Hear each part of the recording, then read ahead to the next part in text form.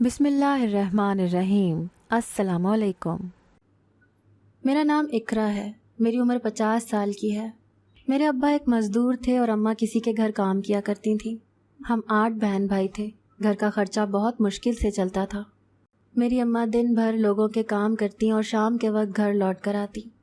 हम 8 बहन भाइयों में से मैं सबसे बड़ी थी। मुझे पढ़ने का शौक़ नहीं था, लेकिन मेरी अम्मा चाहती थीं कि मैं कुछ पढ़ लिख जाऊँ, जिस बिना पर मैंने 10 जमातें पास की थीं। मेरी अम्मा मुझे बहुत समझाती थीं कि पढ़ लिख जाएगी तो किसी के घर का काम नहीं करना पड़ेगा, लेकिन मेरी समझ से हर चीज़ बाहर थी, क्योंकि 2 वक्त की रोटी घर बैठे मिल जाती थी। मेरे अब्बा कुछ सख्त मिजाज थे, लेकिन अम्मा नरम तबीयत की मालिक थी। अब्बा हर वक्त हमें खाने पीने से टोकते रहते और अम्मा की हमेशा यही कोशिश होती थी कि हमें अच्छे से अच्छा खिलाएं।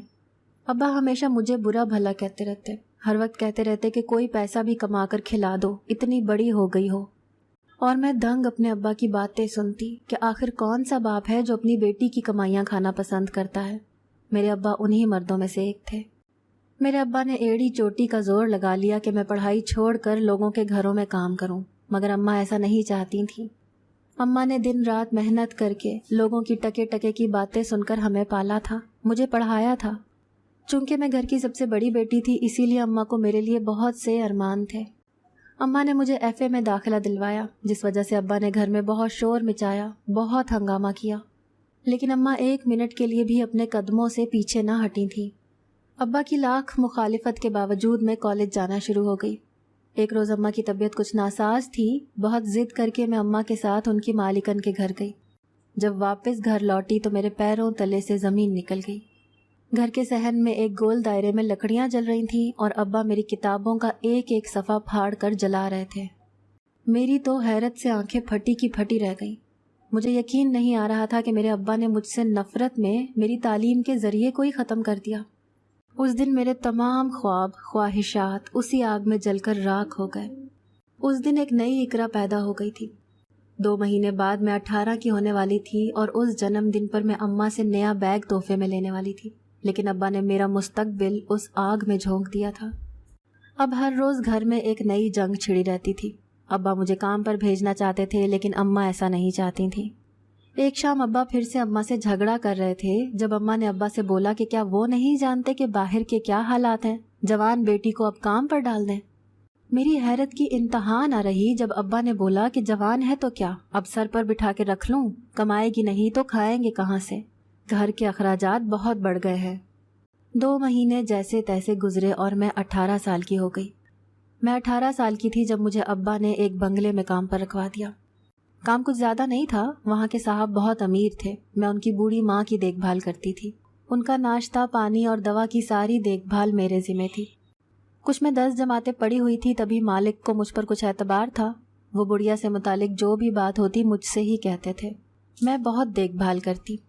एक बात जो मेरे अंदर तजस्सुस पैदा करती थी वो ये थी कि बुढ़िया जब मेरे साहब को देखती तो फूट फूट कर रोने लगती और बार बार उसके पाँव पकड़ने की कोशिश करती, जो वो रोते हुए पीछे हटकर नाकाम बना देता। मुझे दोनों का ये रवैया देखकर बहुत हैरानगी होती। मैंने बहुत कोशिश की थी कि मैं पता लगवा सकूं कि आखिर माजरा क्या है, लेकिन मैं कभी समझ ही नहीं पाई थी। अभी मुझे चंद महीने ही हुए थे कि कुछ अरसे में बुढ़िया मर गई। साहब का बुढ़िया से बहुत प्यार था। उसके मरने पर साहब फूट फूट कर रोए थे कि इतना कभी मैंने किसी मर्द को रोते नहीं देखा था। साहब की एक बात जो बहुत हैरान कुन थी वो ये हुआ था कि साहब ने बंगले के सहन में खूबसूरत कब्र बनवाई। कब्र के चारों तरफ फूल लगवाए और उस कब्र की चारों तरफ एक छोटी सी पानी की नाली भी बनवाई। कब्र बनवाने के बाद मुझे अपने पास बुलाया। मैं हैरत से उनके पास गई तो मुझे कहा कि तुझे इस कब्र में मेरी माँ के साथ एक रात गुजारनी होगी और अगली सुबह मुझे बताना कि कब्र में क्या क्या हुआ। बदले में मैं तुझसे शादी कर लूँगा। पहले तो मैं उसके सवाल पर खूब हैरान हुई कि कौन जिंदा इंसान मिट्टी में दबकर रह सकता है। मेरा तो खौफ से बुरा हाल था। मैंने तो साफ इनकार कर दिया, लेकिन जब साहब ने मुझसे इसरार किया तो मैं राजी हो गई। मुझे भी बुढ़िया के साथ अंदर लिटाया गया, लेकिन मेरी जान तो तब निकली जब कब्र को बंद किया जा रहा था।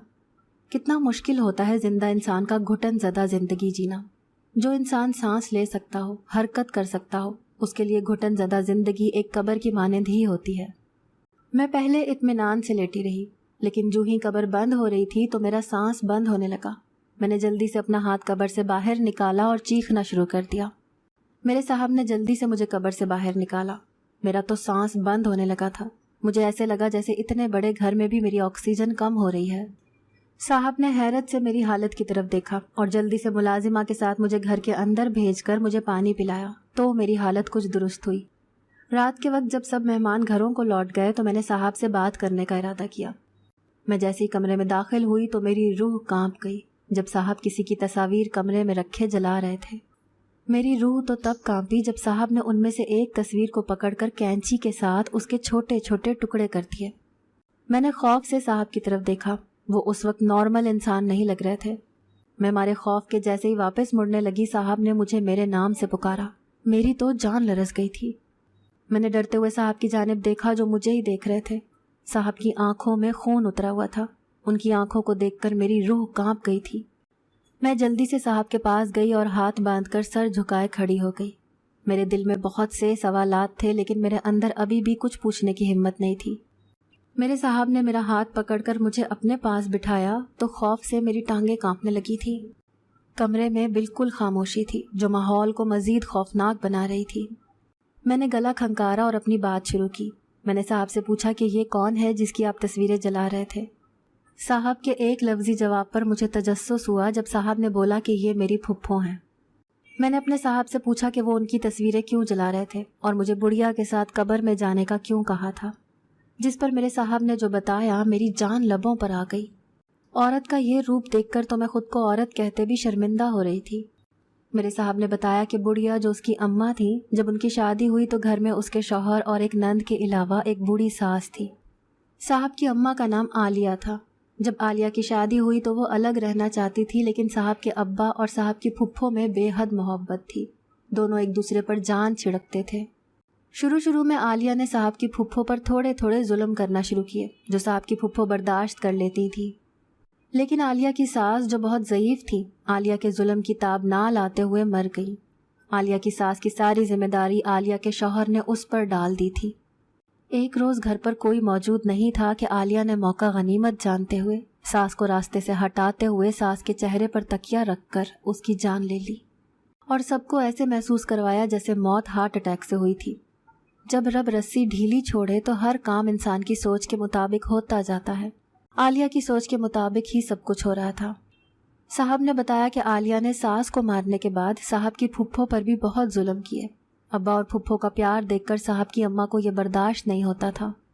تبھی عالیہ نے ایک چال چلی اور وہ یہ بھول گئی کہ رب کی لاٹھی بے آواز ہوتی ہے۔ صاحب کی پھپھو جو ایک یونیورسٹی میں پڑھتی تھی، وہاں اسے ایک لڑکے سے پیار ہو گیا تھا۔ اس بات کی خبر نہ جانے کس مخبر نے پھپھو کے گھر بتا دی تھی۔ صاحب کے ابا نے بے یقینی سے صاحب کی پھپھو کی طرف دیکھا۔ کیا کچھ نہ تھا صاحب کے ابا کی آنکھوں میں، درد، تکلیف، دھوکے کے زخم جو پھپھو برداشت نہ کر پائی تھی۔ صاحب کی پھپھو بہت خوبصورت تھی اور پڑھی لکھی بھی، عادت کی بھی بہت اچھی تھی۔ یہی ساری وجہ تھی جو مل کر پھپھو کی موت کا سبب بنی تھی۔ عالیہ نے صاحب کی پھپھو کو گھر سے نکلوا دیا، اس پر جھوٹے الزامات لگا کر۔ صاحب کی پھپھو در در کی ٹھوکریں کھاتی رہی اور پھر اچانک گھر ان کی ڈیڈ باڈی آ گئی تھی، جس کی خاطر سب کیا تھا۔ اپنی جان سے پیاری بہن کو اس حال میں دیکھ کر ہمت ہار گئے اور اس دنیا سے رخصت ہو گئے۔ شوہر کا غم ایسا لگا کہ عالیہ دنوں میں بستر سے جا لگی۔ عالیہ کو فالج کا اٹیک ہوا جو زبان پر بھی پڑ گیا۔ عالیہ کا ایک ہی بیٹا تھا جو میرے صاحب تھے۔ پہل تو صاحب کچھ نہیں جانتے تھے۔ وقت کے ساتھ ساتھ عالیہ نے سب کچھ صاحب کو بتا دیا اور جب وہ صاحب سے ملتی تب وہ صاحب سے معافی مانگتی تھی۔ صاحب اتنی کہانی بتا کر چپ ہو گئے جیسے آگے بتانا نہیں چاہتے تھے۔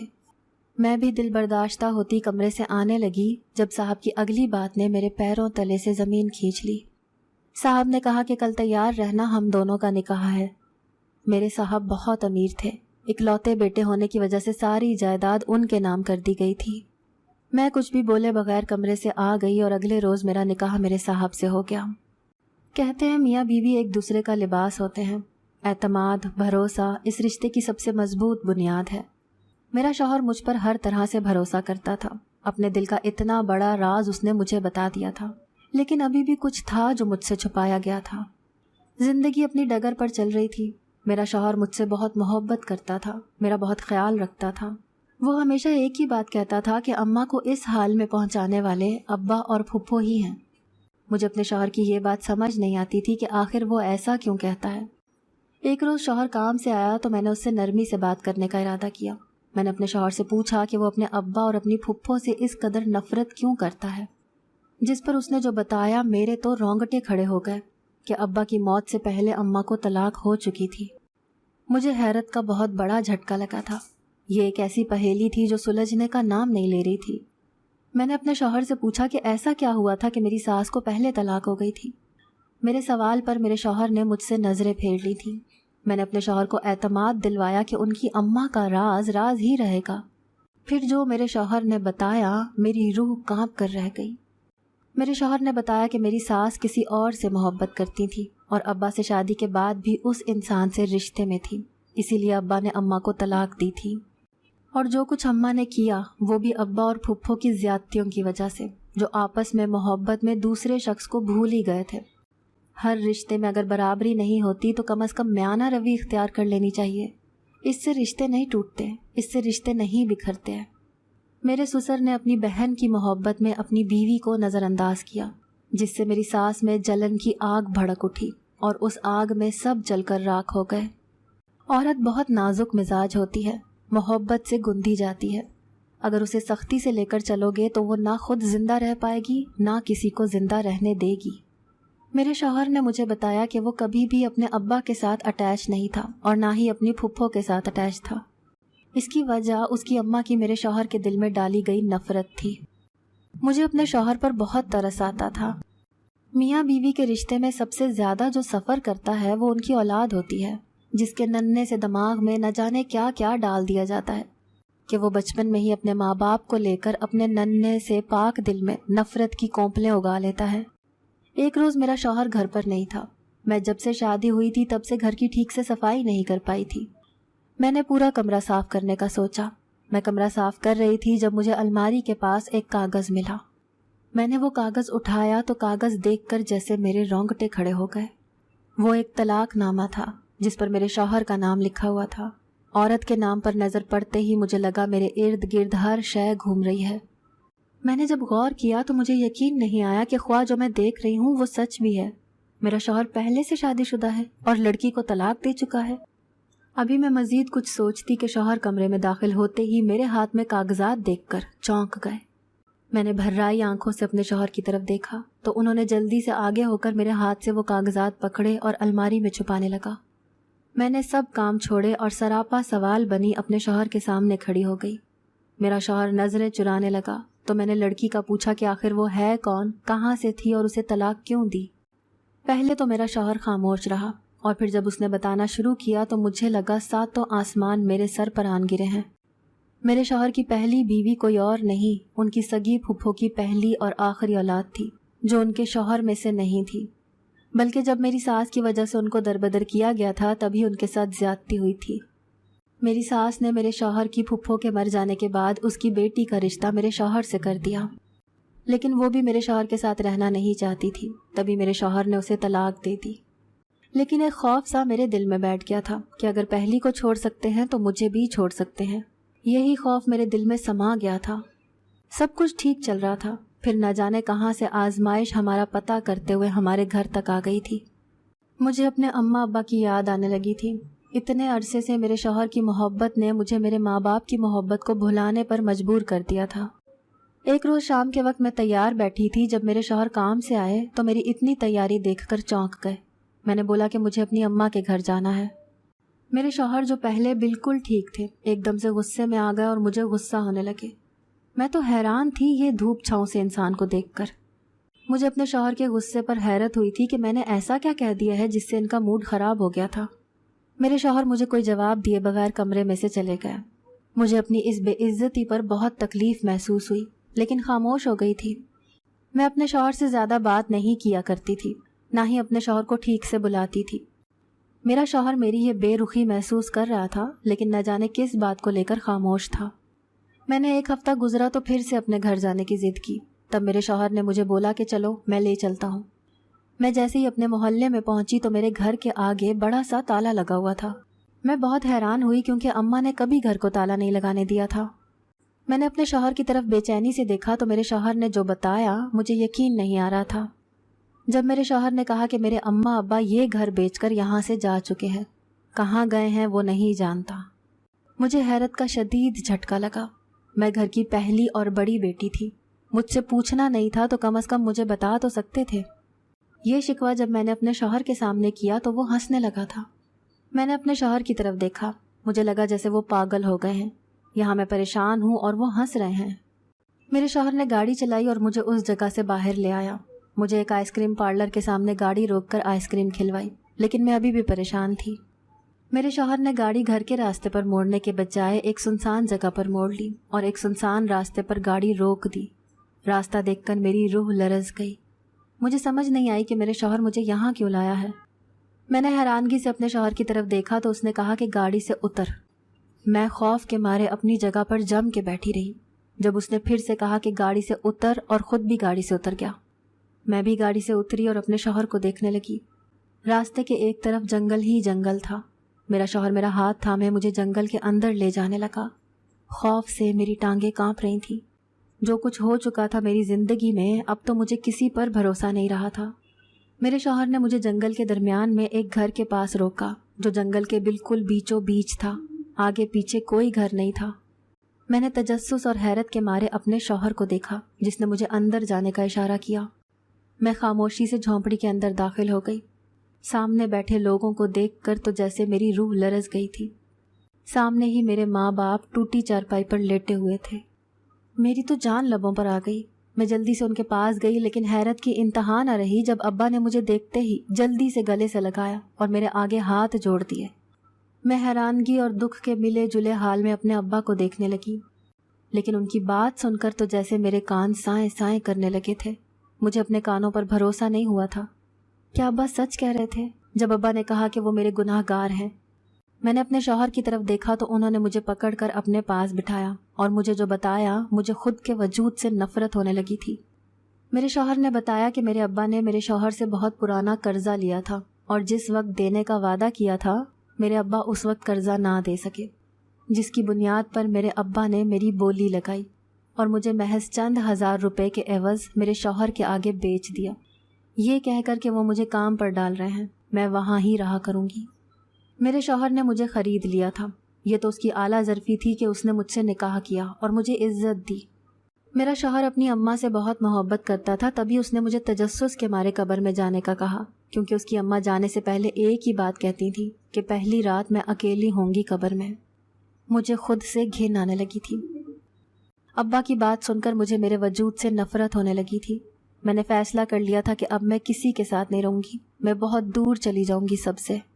میرے وجود کا جس نے مذاق بنایا، میں ان سب سے بہت دور چلی جاؤں گی۔ میں اپنے شوہر کے ساتھ گھر گئی اور اس سے طلاق لینے کا فیصلہ کیا۔ میں نے اپنے شوہر سے آتے ہی صبح ہی طلاق کا مطالبہ کیا۔ میری بات سنتے ہی میرے شوہر نے میرے چہرے پر زناٹے دار تھپڑ رسید کر دیا۔ میں تو حیران تھی اپنے شوہر کے رد عمل پر۔ میں نے حیرانگی سے اپنے شوہر کی طرف دیکھا جو گھٹنوں کے بل بیٹھتا میرے آگے ہاتھ جوڑ گیا تھا۔ میرے شوہر نے مجھ سے کہا کہ میں اسے معاف کر دوں، اس نے مجھے خریدا لیکن وہ مجھ سے سچی محبت کرنے لگا ہے، اب میرے بغیر نہیں رہ سکتا۔ اپنی ماں کے بعد میں دوسری عورت ہوں جس سے وہ محبت کرتا ہے اور بے انتہا محبت کرتا ہے۔ مجھے یقین نہیں آ رہا تھا کہ ایک مرد نے جو میرا محافظ تھا، اس نے مجھے بیچ کر مجھے 2 کوڑی کا کر دیا، اور دوسرا مرد اور دوسرا بھی میرا محافظ جس نے مجھے خرید کر امر کر دیا۔ مجھے اس دنیا سے روشناس کروایا جہاں میں عورت کو صرف صحیح نہیں کہہ سکتی اور مرد کو صرف غلط نہیں کہہ سکتی۔ زندگی نے مجھے دونوں چہروں سے متعارف کروایا تھا۔